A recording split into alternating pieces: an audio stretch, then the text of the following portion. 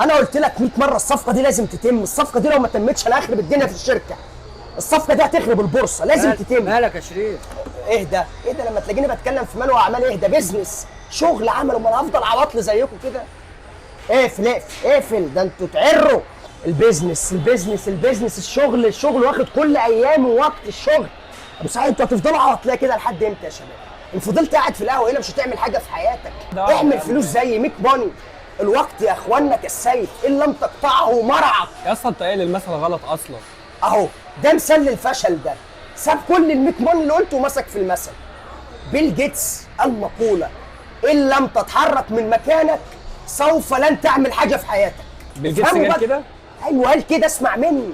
اعملوا فلوس يا جدعان، دي دولارات. انا نزلت كهربت سوق العمل، بص ماشي بالشاحن كهربته. الشركات كلها بتموت عليا دلوقتي. انا فلوس انا اشتغلت مره وفشلت. فلوس. حاول الثانيه، فشلت الثانيه، حاول الثالثه، فشلت الثالثه، حاول الرابعه. ولو فشلت الرابعه ده انت تبقى بضان بقى، ما تحاولش تاني. يعني ايه تفشل 4 مرات؟ ما تخليش الفشل في طريقك، في اسلوبك. اتعلم حاجه، استثمر في نفسك. الريد بول ده بتاع مين؟ بتاع انا صح. طب ممكن اخد بوج بس؟ ما تطلب لك واحد يا عم، في ايه؟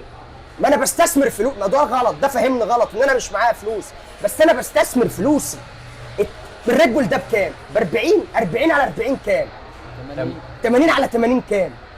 160. ال 160 دول انا استثمرهم في البورصه يبقوا 2 مليون ونص، ابقى انا ميك ماني، عملت ماني.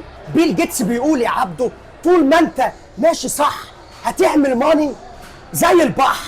افهمني بقى يا راجل بقى، اعمل فلوس زيي. فهمتني؟ هتعمل ايه يا عبده؟ ميك ماني.